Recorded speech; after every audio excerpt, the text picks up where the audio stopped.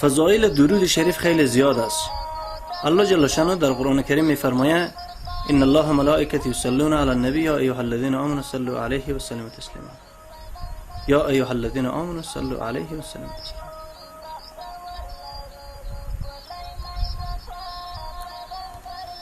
ای کسانی که به الله ایمان داریم، شما به رسول الله صلی الله علیه و سلم درود بفرستید. الله جل شانه در سوره احزاب میفرماید که الله و فرشتگان بر رسول الله صلی الله علیه و سلم درود میفرستند. شما مؤمنین هم برای رسول الله صلی الله علیه و سلم درود بفرستید. پس ما چیکار کنیم دوستای عزیز و نور چشما؟ باید درود به رسول الله صلی الله علیه و سلم بخوانیم. افضل ترین درود در حدیث شریف درود ابراهیمی است. اللهم صل علی محمد و علی آل محمد کما صلیت علی ابراهیم و علی آل ابراهیم انک حمید مجید.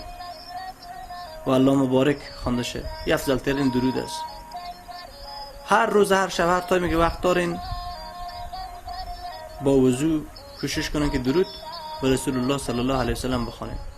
دوم دعای مسنونه رو یاد بگیریم. و از درود خوندن چند فایده حاصل میشه. اول فایده است که محبت رسول الله صلی الله علیه و سلم برای انسان پیدا میشه. دوم غفلت و کاهلی از انسان دور میشه. سوم انسان از شر شیطان محفوظ میشه و انسان متواضع میشه. و درودی که در قرآن کریم در حدیث صحیح آمده باشه باید ما بخوانیم.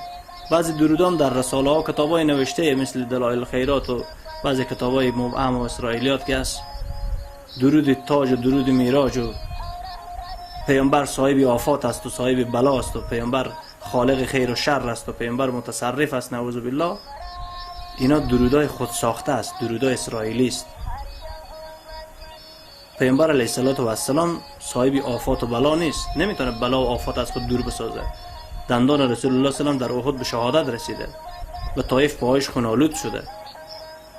الله جل شانه میگه پیامبر علم غیب نداره، پیامبر خیر و شر دور کرده از خود نمیتونه، پیامبر نمیتونه تغییر در کائنات بیاره، پیامبر صفات خالقیت نداره، پیامبر الله نیست، صفات الله هم نداره، نبی هست، معصوم هست، قرآن کریم به او نازل شده،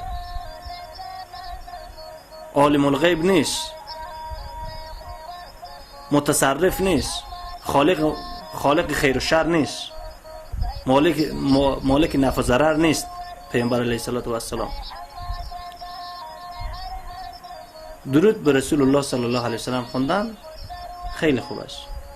یه خاص نیست که حتما شب جمعه بخونیم، روز جمعه بخونیم، وقت قبرستانی بخونیم، وقت یک مصیبت یک مشکل بخونیم. در نظام اوقات باید ما نظام اوقات داشته باشیم، تقسیم اوقات داشته باشیم. یک تایم نمازهای 5 وقت ما، یک تایم کار، یک تایم درس و تعلیم و تحصیل، یک تایم ذکر و اذکار ما. و در دکان، در بازار، در کار، هر جا باشیم میتونیم درود به رسول الله صلی الله علیه و سلم بخونیم.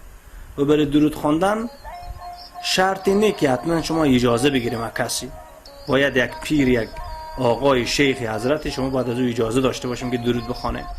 این گپای لمیسل است. اصلا الله جل شانه امر میکنه که کسی که ایمان به الله داره و مؤمن است او باید برای رسول الله صلی الله علیه و سلم درود بخونه. و این نیاز نیست که شما اسم و رسم و دکان و دفتر لوحه‌ای بزنین که من والله به رسول الله صلی الله علیه و سلم درود زیاد میخونم، یک عده مردم به دست پای مربوط کنه و سجده کنه، یک عده بیای بریم گوسفند و گوی بیاره و یک عده بریم کمک بکنه و من از درود خوندن باز به جا میرسم و خلاصه مردم باید باشم مرا تعظیم و رکوع و سجده کنن نعوذ بالله. این وظیفه هر مؤمن است که برای رسول الله صلی الله علیه و سلم درود بفرسته. و افضل ترین درود ابراهیمی است.